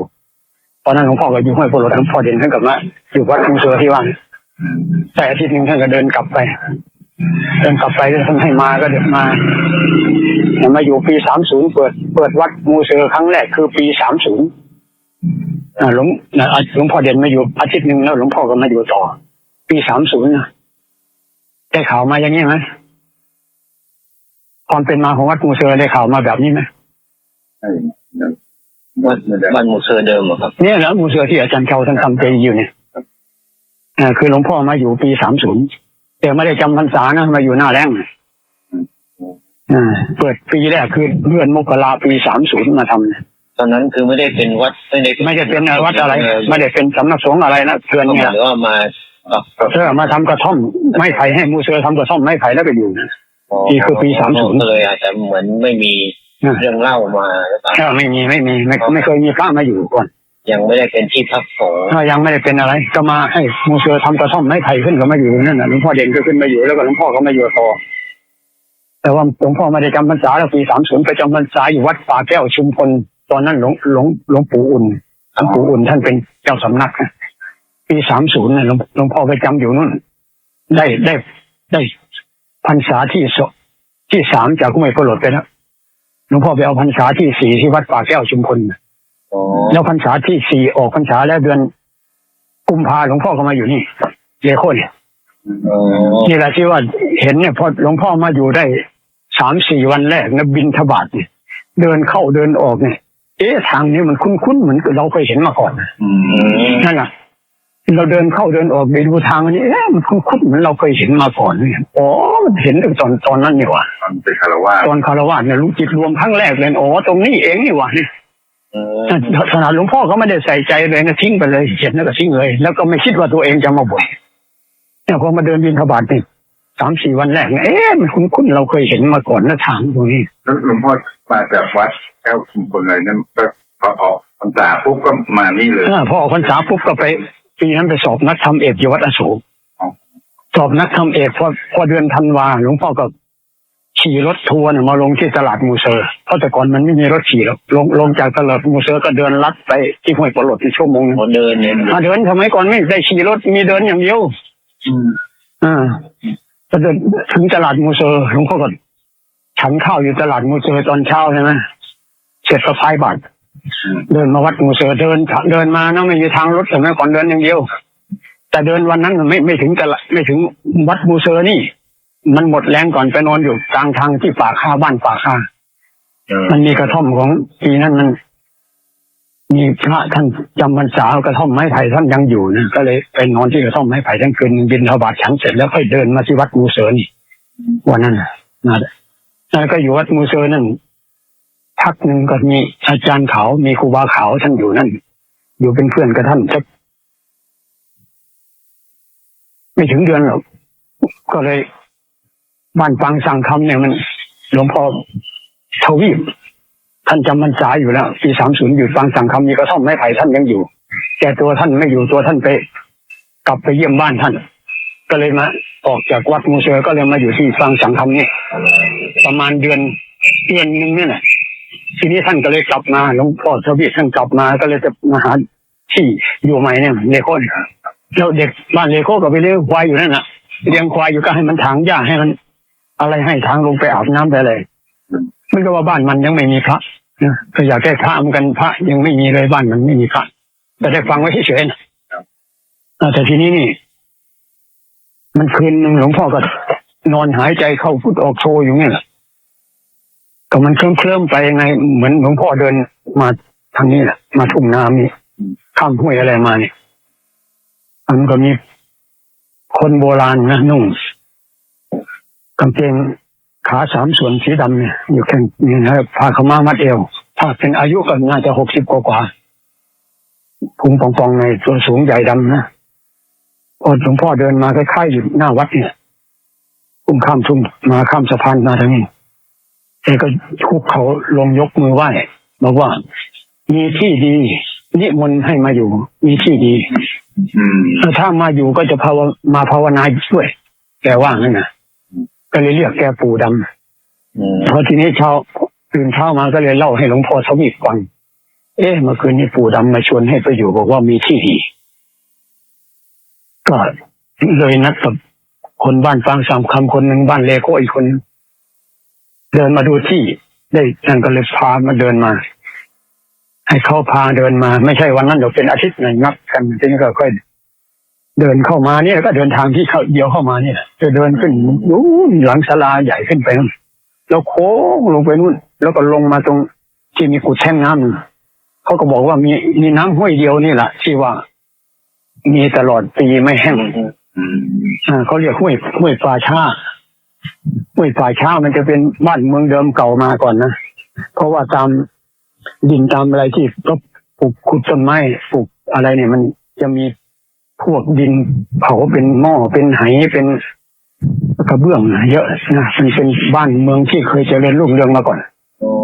ที่นี่นะมันเคยบ้านเมืองไอ้หลังวัดที่เป็นสันเขาพวกนั้นมันจะฝังของโบราณนะมีไหแล้วก็มีกระดูกมีลูกปัดมีชามมีเครื่องใช้ของคนที่ตายลูกปัดอะไรสารพัดเนี่ยมันชามสังฆโลกก็มีนั่นนะมันจะเป็นพื้นที่ที่เคยเจริญรุ่งเรืองเป็นเมืองบ้านเมืองมาก่อนแล้วมันเสื่อมไปมันก็เป็นป่าเป็นเขาขึ้นตอนนั้นก็ยังไม่มีไฟไม่มีอะไรไม่มีอะไรเลยไม่มีกระจายจุดเทียนเอาเนี่ยแหละก็อยู่กระท่อมไม้ไผ่มาอยู่ที่แรกก็อยู่กระท่อมไม้ไผ่ผมมืดมากกระท่อมไม้ไผ่ก็มันไม่ใช่หัวโล้นอย่างนี้ป่าเขียวทั้งหมดเลยไม่มีตรงไหนหัวโล้นเลยสมัยก่อนครับมองไปทางไหนก็มีแต่ป่าเขียวเป็นหมดเนี่ยมันไม่ใช่หัวโล้นมันมาหัวโล้นช่วงที่เขามีการปลูกข้าวโพดนี่เองมันถึงหัวโล้นแล้วก็มาเรียชุมนี่หลวงพ่อมาอยู่นี่เกือบตายไป2 รอบหนักๆไปนอนโรงพยาบาลเดินลงนะไม่ใช่รถขี่นะนอนอ้วกแตกอยู่เป็นอาทิตย์นี่ต้องเดินลงฉันเข้าก็ไม่ได้จ้าเนี่ยโบหมดแล้วเดินลงไปเดินก็ย่องแย่งลงไปถึงปูแป้แล้วค่อยหารถพาไปส่งโรงพยาบาลเดินลงกรุงหมดนะสมัยก่อนมันไม่มีทางรถมีแต่ทางเดินจะไปเหาะไปก็ไม่ได้นะเดินอย่างเดียวค่อยๆเดินก็จะเป็นช่วงหน้านี่แหละหน้าต้นมิถุนาเนี่ยปลายพฤษภาต้นมิถุนาช่วงนี้มันฝนลงเริ่มมียุงเยอะเอาไปไหมก่อนมันไม่โล่งไม่โปร่งแบบนี้มันก็อากาศมันชุบคือมันไม่ลมไม่ผ่านแบบนี้มันป่าทั้งนั้นมองไปไหนกับป่ามันก็เลยมาเรียมันเลยชุมแต่ตอนนี้ก็ไม่มีใครเป็นปีละ2 ครั้งก็มีที่เคยเป็นมาเรียแล้วสมัยก่อนมันพยายามจะมีอาหารการกินที่อยู่ที่อาศัยอยู่กระท่อมไม้ไผ่จะเป็นมาเรียก็ไม่มีอะไรหรอกก็มีก็อยู่ได้ก็มีต้มน้ำร้อนแล้วก็เอาเกลือกับน้ำตาลผสมกันแล้วก็ฉันแค่นั้นที่มันอยู่ได้บิณฑบาตก็ไม่ค่อยมันบิณฑบาตไม่ไหวแล้วตอนนั้นมันก็ไม่แต่บิณฑบาตเขาไม่เห็นบิณฑบาต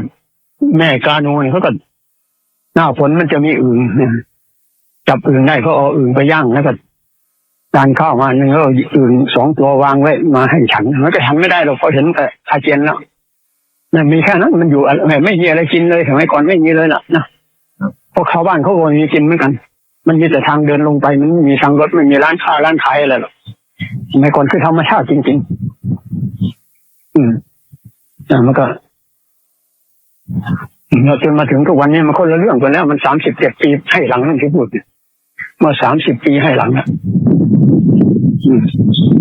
มันก็อดทนมาก็ไม่คิดว่าจะอยู่นานทีแรกก็ไม่ได้ตั้งใจว่าจะมาอยู่นานนะก็คนมันชอบสงบก็หาที่หาทางสงบเพื่อจะได้อาศัยภาวนาไปเท่านั้นเองแต่อยู่ไปอยู่มามันก็อย่างว่ามันก็เลยก็อย่างที่เห็นนะก็ต้องอาศัยความอดทนขันติบารมีสละเป็นสละตายเสียจริงๆนะมันถึงจะอยู่รอดจนมาถึงทุกวันนี้เพราะสมัยก่อนไม่เรียนไม่ใช่ธรรมดาเกือบจะตาย2 รอบไปโรงพยาบาลหนักๆไปนอนไปไทย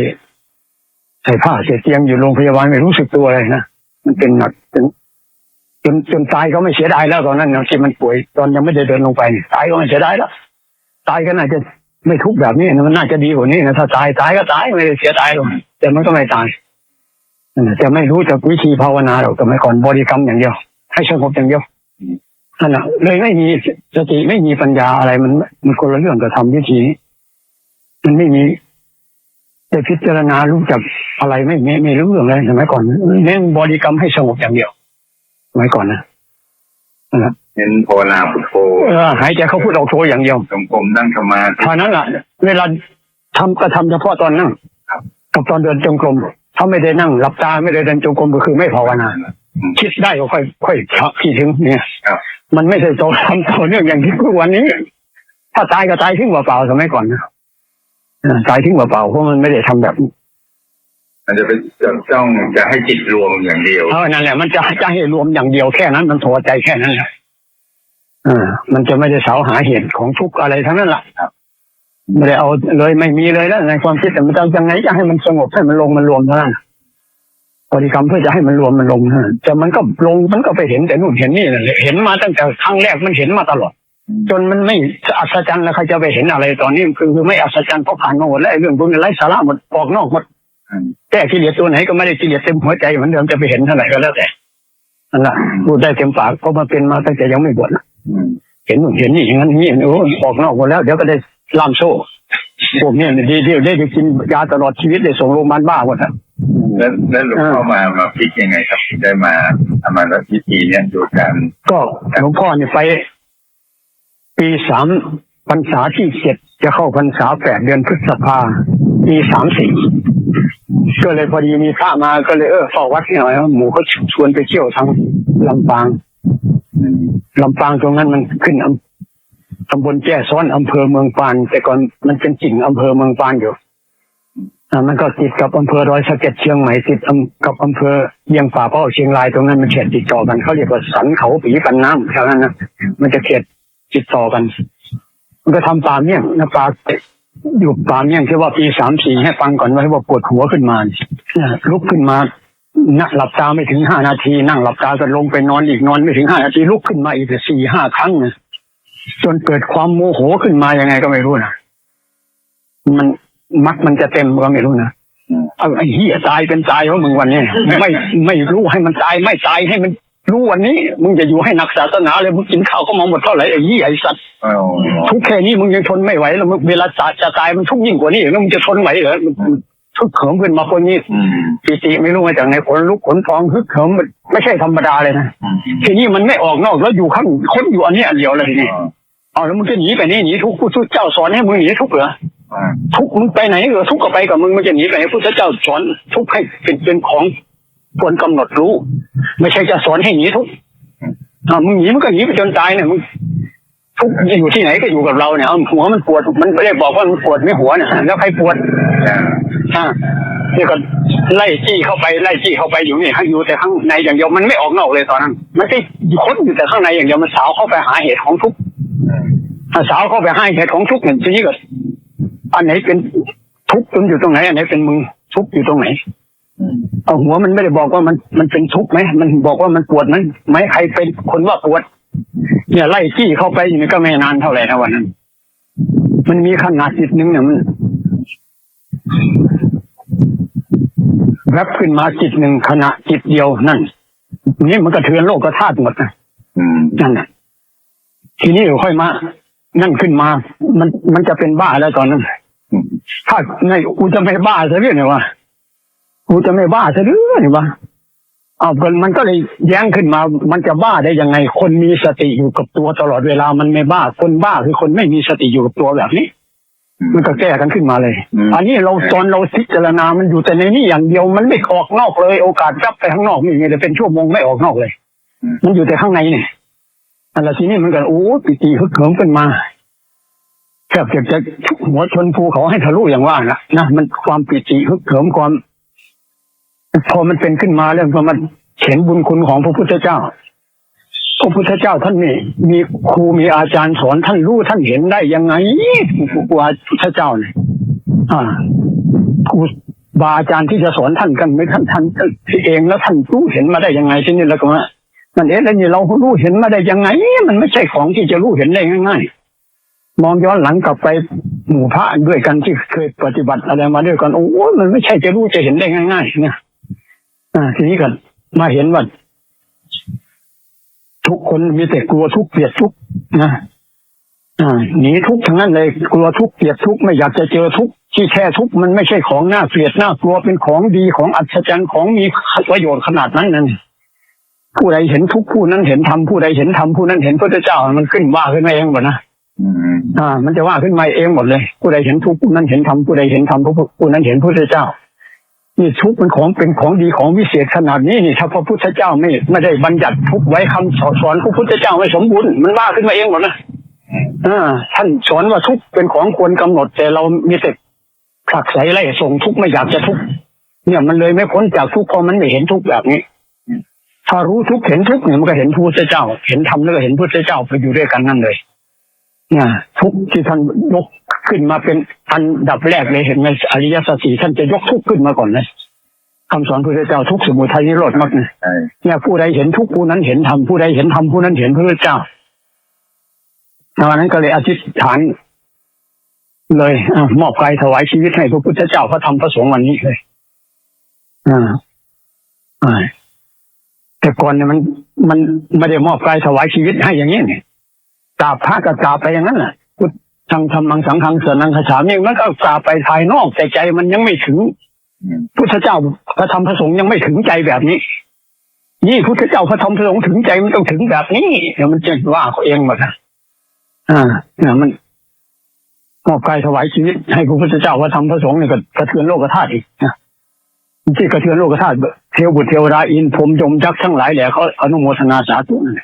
เป็นตอนที่ว่าไอ้ขนาดจิตหนึ่งที่มันเป็นจ่ออยู่ที่อย่างพิจารณาไปมันเป็นที่กระเทือนโลกธาตุครั้งหนึ่งนะเทวบุตรเทวดาอินพรหมยมยักษ์เนี่ยมันรู้หมดเลยนอกจากคนเท่านั้นแหละที่ไม่รู้นะตอนเป็นงั้นกระเทือนถึงกันหมดเทวบุตรเทวดามันถึงกันหมดนะแล้วมันก็ปากต่อปากบอกกันไปหมดนะช่วงนั้นมันเป็นตอนเที่ยงคืนมันสงัดด้วยมันดึกมันสงัดทีแรกก่อนจะเป็นกันยังว่าเราทุกข์ขนาดนี้เนี่ยเขาจะรู้หรือเปล่าว่าเรามาทุกข์เนี่ยชาวบ้านเขาคงจะนอนหลับนอนสบายไปแล้วเขาจะรู้หรือเปล่าว่ามีพระองค์หนึ่งมาทุกข์อยู่นี่เขาคงจะหลับจะสบายไปแล้วเนี่ยเราเนี่ยมันทุกข์ขนาดนี้เนี่ยถึงมาสละตายใส่นะเอาตายเป็นตายกูไอ้เหี้ยไอ้สัตว์วันนี้มึงไม่รู้ให้มันตายไม่ตายให้มันรู้วันนี้มึงอย่าอยู่ให้หนักศาสนาเลยวะถ้าเราอย่างนั้นนะสละตายใส่นั่นที่มันเป็นคือมันหมดทางตันแล้วมันไปไม่ได้นะภาวนานะให้เอาตายนำหน้าเลยให้สละตายเลยแต่ผลสุดท้ายเราไม่ตายหรอกกิเลสมันตายท่านว่านะตั้งแต่สมัยไปกราบท่านอยู่ที่วัดมกุฏในพรรษาแรกภาวนานะให้เอาสละตายใส่เลยให้เอาตายนำหน้าถ้าเอาตายนำหน้าจะสำเร็จว่านะถ้าเราสละตายไปแล้วเราไม่ตายแต่กิเลสมันตายท่านก็ว่าเหมือนกันว่าแล้วออกพรรษาแล้วไม่ไปหาอาจารย์ใหญ่แล้วตอนบวชพรรษาแรกไปกราบท่านที่วัดมกุฏวัดอโศกนะท่านก็ว่าไปออกพรรษาแล้วไม่ไปหาอาจารย์ใหญ่เหรอก็เลยถามท่านอาจารย์ใหญ่ที่ไหนครับก็ที่ไหนมีช้างมีเสือนั่นแหละอาจารย์ใหญ่แต่สมัยนี้ช้างเสือไม่มีกับที่ไหนอดอยากที่ไหนมาเยียชุมนั่นนะอาจารย์ใหญ่ถึงจะภาวนาเป็นนั่น ก็ไม่ได้คิดว่าจะมาอยู่อย่างนี้นะหลวงพ่อไม่รู้เรื่องเลยบวชก็ไม่คิดว่าตัวเองจะบวชแล้วก็ไม่คิดว่าตัวเองจะได้มาอยู่กับกะเหรี่ยงกะเหรี่ยงก็เคยได้ยินแต่ชื่อไม่เคยเห็นในรูปก็ไม่เคยเห็นกะเหรี่ยงได้ยินแต่ชื่อนะไม่เคยคิดว่าตัวเองจะได้บวชแล้วจะคิดบวชแล้วจะคิดเลยจะมาอยู่กับกะเหรี่ยงนั้นมีในความคิดนั่นน่ะมันกรรมมันพาสัตเตพเนจรมาจนอยู่จนถึงทุกวันนี้นะ ที่หลวงพ่อบอกว่าสละตาย สละตายนะที่นี้ก็เลยมอบกายถวายชีวิตให้พระพุทธเจ้าพระธรรมพระสงฆ์แล้วก็ทีนี้ก็มาคิดถึงบุญคุณของพระพุทธเจ้าพระธรรมพระสงฆ์บุญคุณของครูบาอาจารย์ที่ท่านได้สอนเรามาเนี่ยจะเกิดความสลดสังเวชเราด้วยที่ว่าเรากราบพระสมัยก่อนเราพุทธังธรรมังสังฆังสรณังคัจฉามิมันถึงแค่ลมปากมันไม่ได้ถึงใจถึงใจมันต้องถึงอย่างนี้เนี่ยนะมันก็เลยเกิดความสลดสังเวชมันเลยร้องไห้อยู่คนเดียววันนั้นกลางคืนนั้นร้องไห้อยู่คนเดียวหลังจากนั้นมามันก็ปิติอิ่มเอิบในใจนี่อยู่เป็นอาทิตย์นะปิติอิ่มเอิบในใจไม่อะไรก็ใครทั้งนั้นนะมันอิ่มอยู่ในใจนะอยู่เป็นอาทิตย์หนึ่งนะนั่นแหละทีนี้ก็เขาเรียกว่ามันมีหลักมีต้นทุนแล้วมันมีต้นทุนแล้วมองย้อนเข้ามาดูทีไรมันก็ภูมิใจว่าเรามีต้นทุนมีเงินแล้วถ้าเป็นคนกับไม่ใช่มีแต่กระเป๋าแฝงเป็นเงินมีแล้วมีเงินทุนแล้วเนี่ยมองมาย้อนมาดูทีไรมันก็เป็นอึ้งตึ้งเห็นไหมอันเป็นว่าเต็มกระเป๋าอึ้งตึ้งอย่างหลวงพ่อจิรวัตรท่านว่านะถ้ามองมาดูในใจตัวเองทีไรมันอึ้งตึ้งโอ้ยมันมีแล้วเนี่ยมันไม่ได้คนทุกข์ยากเหมือนแต่ก่อนแล้วมันมีต้นทุนแล้วเนี่ยนะมันภูมิใจไปทำครับถ้าเป็นทางโลกก็คือมีร่มกลางกันแดดกันฝนได้ครับนะมันไม่ได้ร้อนเต็มที่นะมันมีร่มกลางบังแดดให้อยู่เนี่ยมันจะมีอยู่ข้างในมันจะรู้เองล่ะเป็นมาแล้วดูข้างในเมื่อไหร่ก็เป็นอึ้งๆอย่างนั้นนะ มันก็เนี่ยมันไม่อดอยากแล้วมันภูมิใจแล้วงั้นสินะกูมีเครื่องอยู่แล้วอะไรเงี้ยแต่ก่อนเนี่ยมันไม่แบบนี้ยังไม่เป็นอย่างเงี้ยมันไม่อีกแบบนึงเลยนะมันอยู่มันก็อยู่แบบคนไม่มีตังค์ก็อยู่แบบสังกตายนะแต่อันนี้มันไม่สังกตายมองดูเลยกูก็มีตังค์อยู่ใช่ไหมมีทุนไว้แล้วเนี่ยมันเป็นต่างกันแบบนั้นในความคิดของเรามันจะต่างกันแบบนั้นแต่หลังจากนั้นมาหลวงพ่อก็ล้างบาตรเช็ดบาตรมันก็ทันความคิดอยู่นะพอมันคิดไปรู้ทันมันก็ดับแบบนั้นนะแต่หลวงพ่อไม่รู้ไม่รู้นะมันก็เบาไปเนี่ยแต่ทีนี้มันไม่รู้ถ้ามีคนบอกตอนนั้นให้ทำวิธีนี้เราไปมันก็เสร็จตั้งแต่นู้นนะตั้งแต่ปี34แล้วอันนี้มันไม่มีใครบอกหลวงพ่อก็เดินจงกรมหลวงพ่อก็มันพิจารณากายอันนั้นไหนเป็นเราเป็นของเราเป็นตรงไหนอะไรก็เดินไปกลับก็ดูอยู่งั้นทำอยู่งั้นก็มันก็ไม่เป็นอะไรให้แล้วพอกลับมาวัดกันมันก็มีคนมาเกี่ยวมาคล้องมันก็เนี่ยก็ได้ทำนู่นทำนี่ไปก็จากอย่างที่เห็นเนี่ยมันก็เลยอยู่แค่นั้นนะตึงอยู่แค่นั้นนะถ้ามีเงินก็มีแค่25 บาทมันยังไม่ถึง100 บาทใช่ไหมยังไม่เต็มมีแค่25 บาทนั่นมันจะมี25 บาทแล้วก็มี50 บาทมี75 บาทมี100นึงไปเรื่อยนะแม่มันถึงจะเต็มอันนี้ก็มีแค่25 บาทแต่ก็มันก็พอใจอยู่แค่นั้นเพราะมันต้องทำกับของข้างนอกแล้วทำต่อไปไม่ได้ไม่เป็นจนมีเนี่ยอาจารย์ยันเนี่ยมาก็เป็นพระที่เคยจำพรรษาด้วยกันอยู่นี่แหละท่านก็พรรษา14-15เองท่านก็เป็นเหมือนกันนี่แล้วแต่ว่าท่านก็ใจต่อไม่เป็นเหมือนกันนะทีนี้ท่านก็เลยว่าเอาในเมื่อไหนๆก็คิดอะไรก็คิดมาหมดแล้วพิจารณานู่นนี่มามันไม่เป็นให้ทีนี้ก็ไม่ต้องคิดอะไรดูมันเฉยๆเอาท่านก็ว่างั้นดูมันเฉยๆไม่ต้องคิดอะไรคิดแล้วก็ดูไปดูมามันก็เลยเป็นให้พอท่านเป็นให้ได้สักอาทิตย์นึงเนี่ยท่านก็เลยไปคุยกับอาจารย์สวยอาจารย์สวยอยู่อุบลก็เคยมาอยู่ด้วยกันเนี่ยอาจารย์สวยก็ว่าหลวงพ่อท่านยันท่านเป็นอย่างนี้ก็ลองไปคุยกับท่านดูก็ได้ว่าเผื่อคนมันเคยเกี่ยวข้องอะไรกันมาเนี่ยมันก็ท่านพูดมาคำเดียวอาจจะเข้าใจก็ได้หลวงพ่อก็เลยคุยท่านก็บอกให้รู้เฉยๆให้ดูมันเฉยๆไม่ต้องไปคิดอะไรกับมันคิดไปก็ดูเฉยๆอย่าไปกับมัน แล้วพ่อก็ดูเฉยๆไปใหม่ๆมันก็เผลออยู่เรื่อยนะดูเฉยๆมันก็เผลอแวบไปอยู่เรื่อยจนเขามันใช่หรือเปล่าวะแต่ยังว่ามันใช่หรือเปล่าถูกวิธีไหมเนี่ยมันก็ทำไปดูเฉยๆไปเรื่อยนะดูเฉยๆไปเรื่อยมันก็ทำมาเรื่อยมันก็ดีขึ้นเรื่อยจนเป็นอัตโนมัติเอาไปมามันก็นั่นแหละมันเต็มแล้วมันก็หมดปัญหาเองนะนั่นนะมันก็เป็นกับหลวงพ่อก็ทำแค่เดือนกว่าเท่านั้นนะหลังจากที่ได้ยินได้ฟังหลวงพ่อทำแค่เดือนกว่าก็ไม่ได้ทำอะไรก็แค่รู้เฉยๆรู้เฉยๆอย่างเดียวมันคิดไปก็รู้เฉยๆไม่ไปกับมันคือไม่ให้มันจูงจมูกมันคิดไปก็รู้เฉยๆมันไม่พอใจก็รู้เฉยๆไม่ไปปรุงแต่งอะไรกับมันทั้งสิ้นเฉยอย่างเดียวเนี่ยแล้วมันก็เลยไม่ได้ไปเป็นขี้ข้ากิเลสเพราะเราไม่ไปกับความคิดปรุงแต่งโกรธเราก็ไม่ไปโกรธกับมันแล้วก็รู้เฉยๆพอมีความโกรธขึ้นมาแล้วก็รู้เฉยๆนั่นมันก็เป็นของมันเองนะมันหมดตัวหมดตนเองมันเต็มรอบของมันแล้วมันเป็นเองไม่ได้ทำอะไรเลยแค่รู้เฉยๆอย่างเดียวเดือนกว่าหลวงพ่อทำเดือนกว่ามันก็เป็นตอนไม่ได้นั่งหลับตาไม่ได้เดินจงกรมอะไรด้วยหลวงพ่อก็ฉันกาแฟที่ศาลาแล้วก็เดินกลับกุฏิก่อนจะลงกุฏิหลวงพ่อมันจะมีต้นลิ้นจี่อยู่ต้นนึงไปถึงแค่ต้นลิ้นจี่มันก็เป็นขึ้นมาเองเต็มรอบมันเต็มเมื่อไหร่อยู่มันก็เป็นได้ถ้ามันเต็มรอบนะเป็นนั่งอาบน้ำอยู่ก็ได้นั่งกินข้าวอยู่ก็ได้นั่งเดินไปนู่นมานี่ก็เป็นได้เห็นหลวงปู่สุวัตในประวัติท่านฉันเช้าเสร็จท่านจะเดินกลับกุฏิก็เป็นอยู่ตามทางนั้นมันเต็มเมื่อไหร่มันเป็นได้หมดนะมันเป็นได้ตลอดเวลาขอให้มันเต็มเนี่ยสติมันเต็มนี่แหละมันใช่อะไรเต็มสติสมบูรณ์เขาเรียกเนี่ยพูดสติจนมันสมบูรณ์แล้วมันเป็นเองแต่เราสติไม่สมบูรณ์มีแต่กิเลสจมูกคิดอดีตเราก็รับไปอย่างมันไม่ไปเต็มให้มันไม่ต่อเนื่องนะเขาเรียกสติสมบูรณ์ศีลสมาธิสมบูรณ์ศีลสมาธิปัญญาสมบูรณ์มันเต็มรอบมันก็เป็นมันอยู่ที่การกระทำของเราให้มันต่อเนื่องไงเราเดินให้มันต่อเนื่องทำให้มันต่อเนื่องมันเป็นเองมันไม่ได้ยากจนใครทำไม่ได้หรอกมันทำได้หมดนะ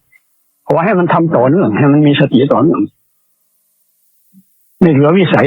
ไม่เหลือวิสัยฆราวาสก็เป็นพระได้พระเนียนเถียนชีเป็นได้หมดนะมันได้เกี่ยวหัวล้นหัวไม่ล้นหรอกมันเป็นได้หมดมันอยู่ที่ว่าทำถูกวิธีด้วยมันถึงจะไปได้ต้องทำให้ถูกวิธีถูกทางมรรคแปดของพระพุทธเจ้าคือมีสติอยู่ที่กายที่จิตเนี่ยมันถูกหมดนั่นแหละจะทำวิธีไหนก็ได้ขอให้สติอยู่ที่กายที่จิตรู้อยู่ที่กายที่จิตรู้กายแล้วมันเข้าไปเห็นเองจิตเห็นทันความคิดเอง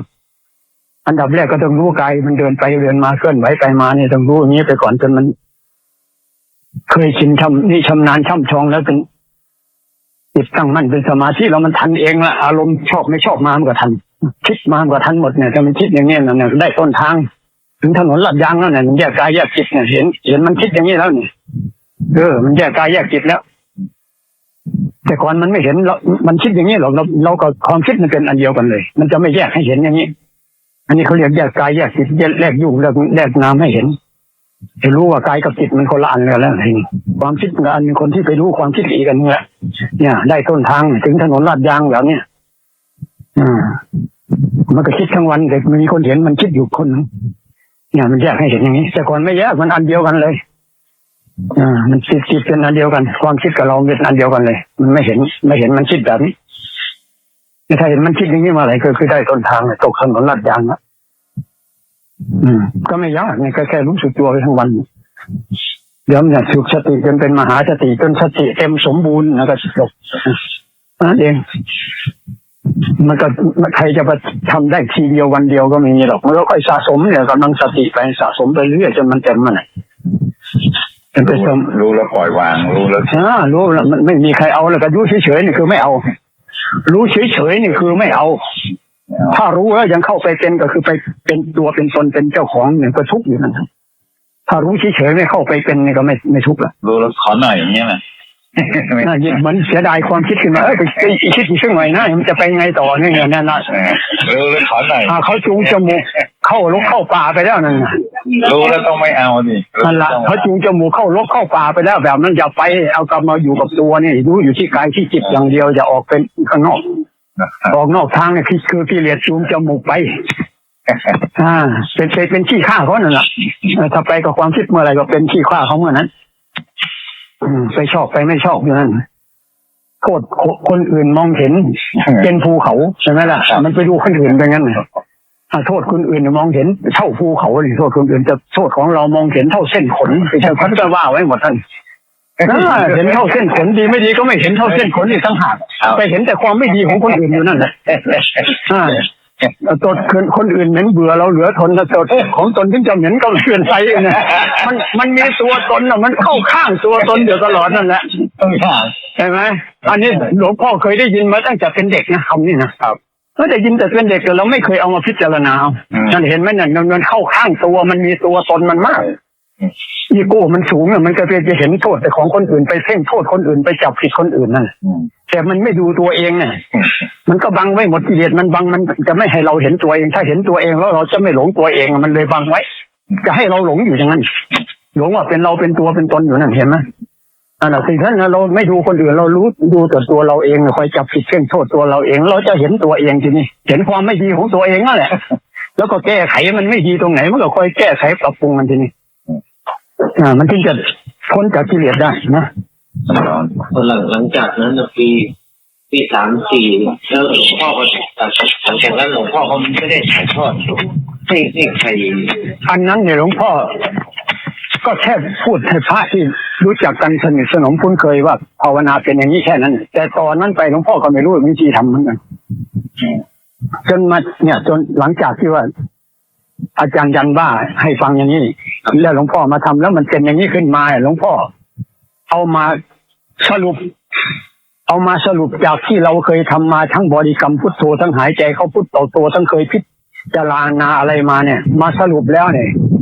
มันจะต้องรู้สึกตัวอย่างนี้มันถึงจะไปไวหลวงพ่อก็เลยเอาวิธีนี้มาบอกคือวิธีนั้นหลวงพ่อทำมาหมดแล้วมันชาติอันนั้นเลยแต่วิธีที่จะได้ไวผลไวที่สุดคือมีสติรู้สึกตัวอยู่ตลอดเวลาเนี่ยในการเคลื่อนไหวของกายสติจับอยู่ตลอดรู้ตัวอยู่ตลอดได้ภาวนาทั้งวันโดยที่ไม่ต้องหลับตาเนี่ยวิธีนี้คือวิธีที่ว่าง่ายที่สุดมันมีเวลาทำมากกว่าตอนที่ไปนั่งสมาธิมันมีเวลามากกว่ามันก็เลยได้เร็วได้กำลังเร็วหลวงพ่อเพิ่งมามันตอนเปิดออกสู่ภายนอกประเทศก็เพิ่งจะปีหนึ่งหรือ2 ปีนี่เท่าเองนั่นเองใช่เพิ่งจะปี2 ปีนี่หลวงพ่อเมื่อก่อนนี้หลวงพ่อจะพูดอยู่ข้างในนี้ก็พูดอยู่แต่ยังไม่ได้ไปออกอย่างนั้นก็อาจารย์หนุ่ยเนี่ยเขาก็นิมนต์ไปแต่หลวงพ่อไม่พูดในความคิดหลวงพ่อเนี่ยไปอยู่กับหลวงพ่ออุ่นที่วัดป่าแก้วหลวงพ่ออุ่นเห็น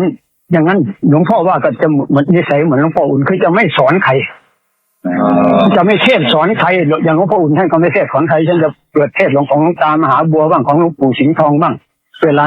วันพระในพรรษาท่านจะเปิดแค่ม้วนหนึ่งแต่ก่อนเป็นเทปนะเป็นม้วนหนึ่งเนี่ยชั่วโมงหนึ่งให้โยมกับพระนั่งภาวนาในศาลาทำวัดสวดมนต์เสร็จก็วันพระละครั้งในพรรษาน่ะเนี่ยท่านมีเทศอย่างหลวงพ่อนิสัยจริตมันก็เป็นเหมือนท่านหลวงพ่อก็ในความคิดหลวงพ่อก็จะแบบนี้เลยเราคือจะไม่เทศสอนใครเนี่ยแต่หลวงพ่อเป็นแล้วที่ว่าหลวงพ่อก็ยังในความคิดก็คือจะไม่สอนใครก็จะอยู่ไปกินไปพอถึงวันตายเท่านั้นเองในความคิดเป็นอย่างนั้นแต่ทีนี้นี่ครูบาอาจารย์ท่านก็หมู่ก็เขากับท่านก็ว่าถ้าหลวงพ่อไม่เทศไม่สอนมันก็ตายไปกับหลวงพ่อเฉยๆเขาคนเขาก็ไม่ได้ประโยชน์อะไรเขาก็แย่งมาหลายคนพระนะไปแย่งมาหลายคนคือจริตนิสัยของพ่อหลวงพ่อจริงๆหลวงพ่อเป็นคนไม่พูดนะ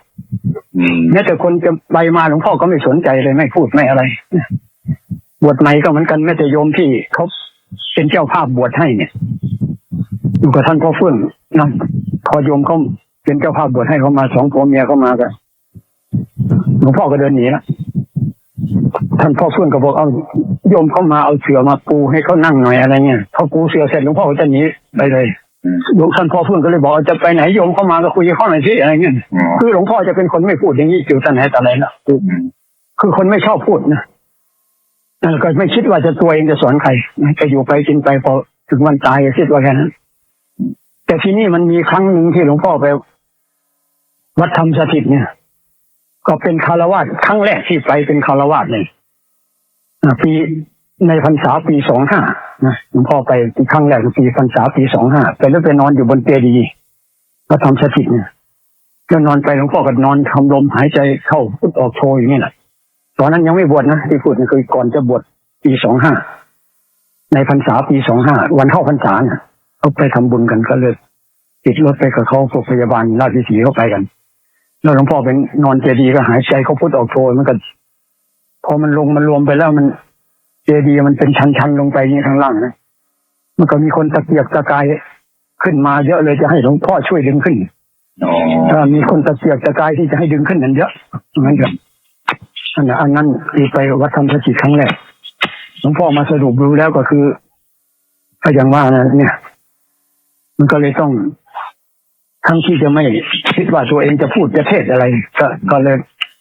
มันก็เลยเป็นไปอย่างนี้ทีนี้ก็เลยคิดว่า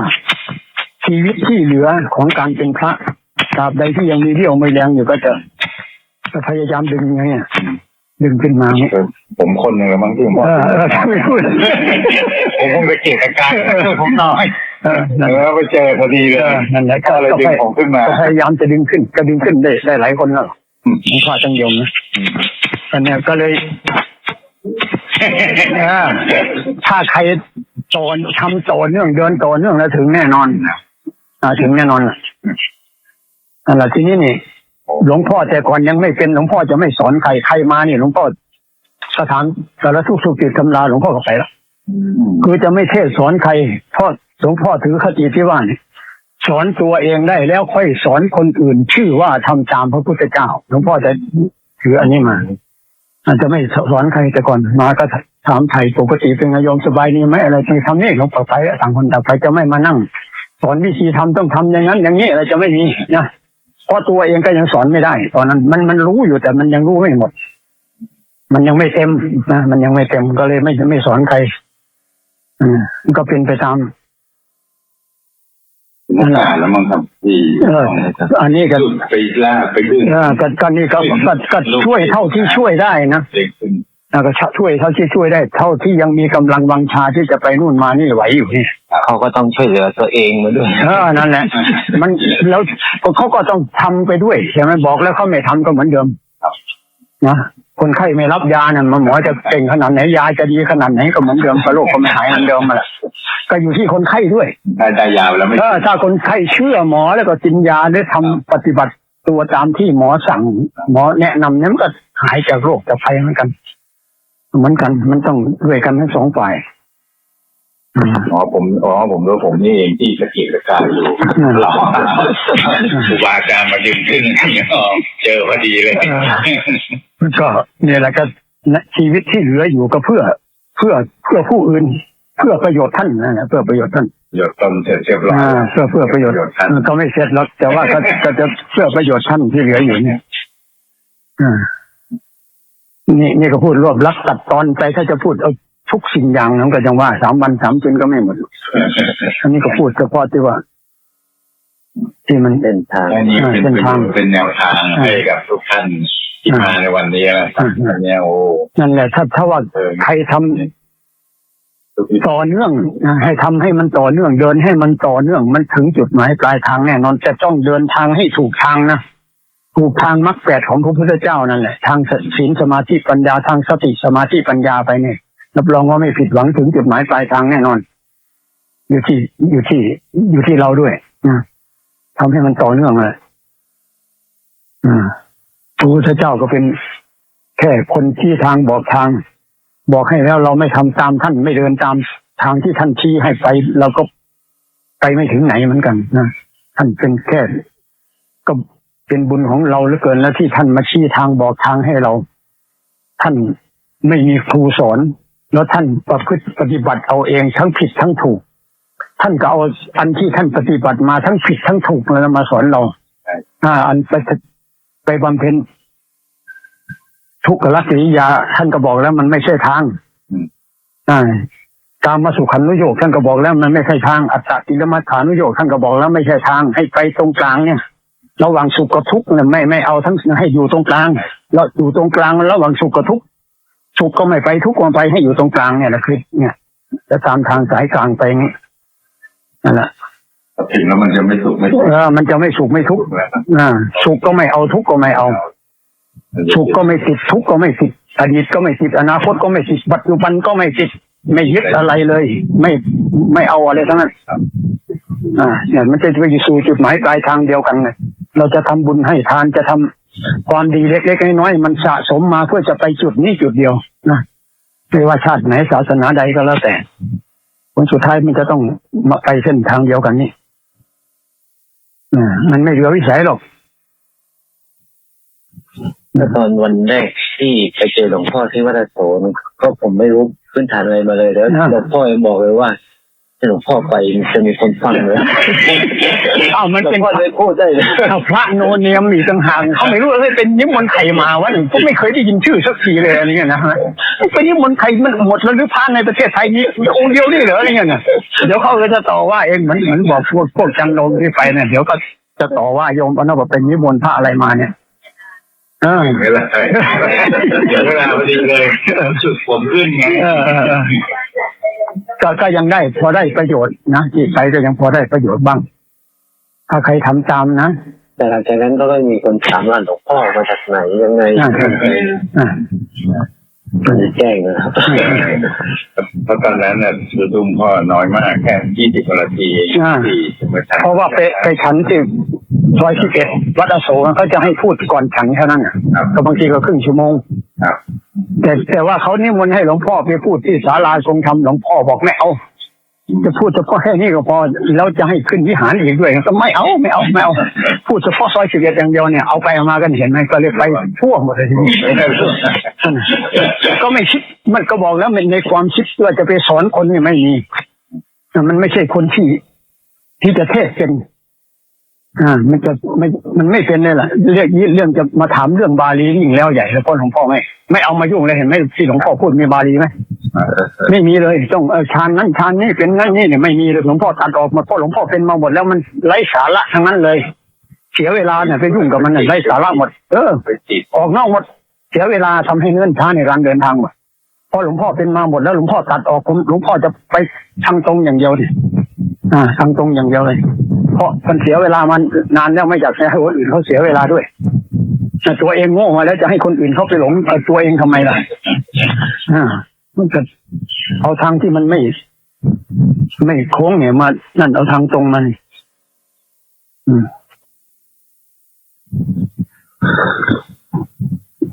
เอาไปเอามาก็เลยไปพูดทั้งบนวิหารทั้ง3ทั้งศาลาทรงธรรมจริงก็เลยไปนู่นไปนี่อีกต่างหากอะไรนี่นะไม่คิดว่าจะไปขนาดนั้นแต่ว่าเวลาเทศกับเหมือนการพูดคุยเหมือนได้แบบมันได้ความรู้มากกว่าถ้าเราอย่างพ่อไปเทศอยู่คนเดียวเนี่ยพูดไปคนเดียวก็เขาเข้าใจหรือไม่เข้าใจก็ไม่รู้นะแล้วพูดกับวกไปวนมาอย่างเงี้ยถ้าถามอย่างเงี้ยมันต่อไปแล้วคนที่เขายังไม่เข้าใจเขาก็ได้ฟังไปด้วยเขาจะได้เข้าใจไปด้วยนะมันก็จะเป็นประโยชน์กับคนฟังหลายๆคนด้วยนะถึงว่าจะพูดสักครึ่งชั่วโมงแล้วก็จะเปิดให้ถามอะไรเงี้ยน่าจะได้ประโยชน์มากกว่าอย่างที่ไปจังลงเขาก็มีคนถามนะก็นั่นเขาก็เข้าใจเพราะว่าไปรักษาศีลที่วัดเนี่ยเป็นเดือนกลับมาก็เหมือนอย่างที่ว่านั่นมันที่หลังเธอไม่ต้องไปแล้วเธออยู่บ้านดีกว่าฉันอยู่บ้านฉันยังไม่หงุดหงิดง่ายเหมือนเธอเลยมันเป็นงั้นก็ไม่ก็เป็นเหมือนกันหมดแต่ละคนเมืองว่าแง่มันเหมือนกันมันยอมรับหมดเป็นอย่างนั้นฉันนี่ไปปฏิบัติธรรมมาฉันโอ้โหสูงส่งแล้วเกินไปทำงานแต่ยังมีอารมณ์อยู่แล้วแม่เหมือนเดิมเพราะสติมันไม่มีนั่นแหละเพราะมันไม่ได้เป็นเน้นสติอย่างนี้มันเป็นเน้นเอาความสงบนั่นน่ะที่มันไม่ทำก็เป็นเน้นความสงบอย่างเดียวอย่าเน้นให้บริกรรมให้มันสงบอย่างเดียวมันก็เป็นมันสุขแบบอย่างนิ่งเฉยๆไม่คิดอะไรมันสุขมันก็พอออกมาก็เหมือนเดิมมันก็เหมือนเดิมนั่นแหละแล้วมันไม่เห็นทุกข์มันไม่เห็นธรรมหรอกมันก็ต้องทุกข์อ่ะทีนี้เราไม่ชอบทุกข์นี่เราชอบแต่สุขใช่ไหมล่ะมันก็เลยเกลียดทุกข์มันก็เท่ากับเกลียดธรรมถ้าเห็นทุกข์มันก็เห็นธรรมมาทุกข์เป็นของจริงอันประเสริฐเป็นของดีของวิเศษเนี่ยผู้ใดเห็นทุกข์ผู้นั้นก็เห็นธรรมผู้ใดเห็นธรรมผู้นั้นก็เห็นพระพุทธเจ้าถึงได้ท่านถึงอริยสัจสี่ท่านถึงได้ยกทุกข์ขึ้นมาก่อนเลยแทนที่ท่านจะเอานิโรธมรรคอะไรขึ้นมาก็ไม่ใช่ท่านเอาทุกข์มาก่อนทุกข์เป็นของจริงอันประเสริฐมาขึ้นมาก่อนเลยเกิดก็ทุกข์แล้วแก่ก็เจ็บก็ทุกข์ก็ทุกข์ทุกข์เป็นของควรกำหนดท่านบอกอย่างนี้แต่เราพอทุกข์มาเราไม่ชอบเราไม่กำหนดเราไม่ชอบเราอยากได้สุข นั่นมันเลยไม่เห็นธรรมสักทีเพราะเราเกลียดทุกข์เกลียดทุกข์ก็เกลียดธรรมตามเดียวกัน เป็นแบบนั้นเป็นเช่นนั้นจริง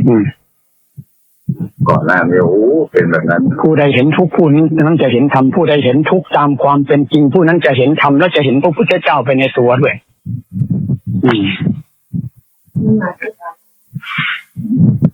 ผมไปเห็นตอนที่บอกโอ้ยหลุดแล้วอย่างนี้แล้วใครหนอมันจะทำได้นึกถึงพระพุทธเจ้าว่าโอ้ยแล้วใครเขาจะทำได้ที่ท่านสำเร็จท่านจบตอนที่นั่นแล้วโอ้เห็นอย่างนี้แล้วใครน่ะจะทำได้เขาจิตมันหลุดออกมาเลยจิตมันเป็นอิสระแล้วเนี่ยโอ้มันทำยากเมื่อก่อนเห็นตัวผู้รู้ยังอยากจะพูดนะยัง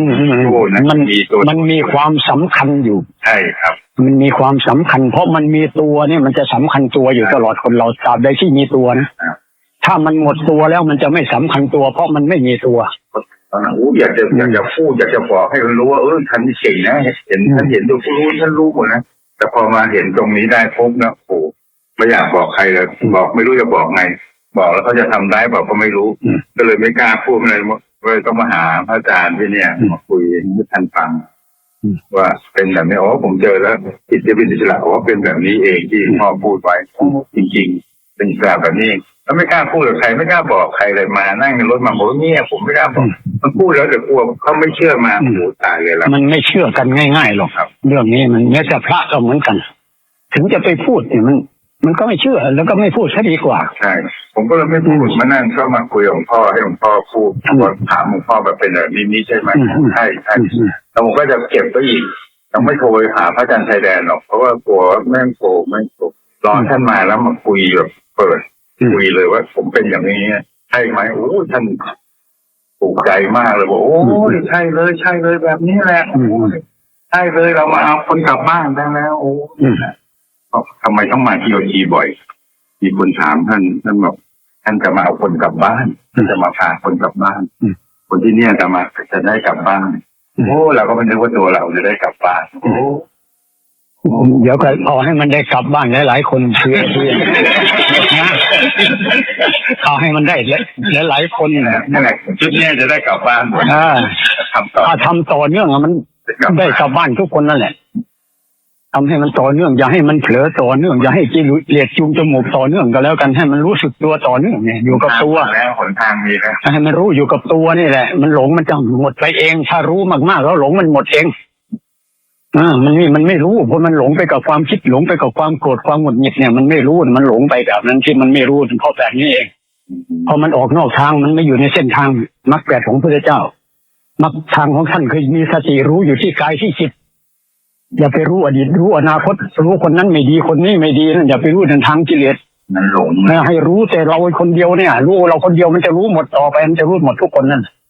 ถ้ารู้เราคนเดียวเห็นเราคนเดียวมันรู้หมดเห็นหมดเนี่ยก็หายสงสัยหมดนะทีนี้คนอื่นก็หายสงสัยหมดก็เห็นเราเห็นคนเราคนเดียวเท่านั้นจบเลยจริง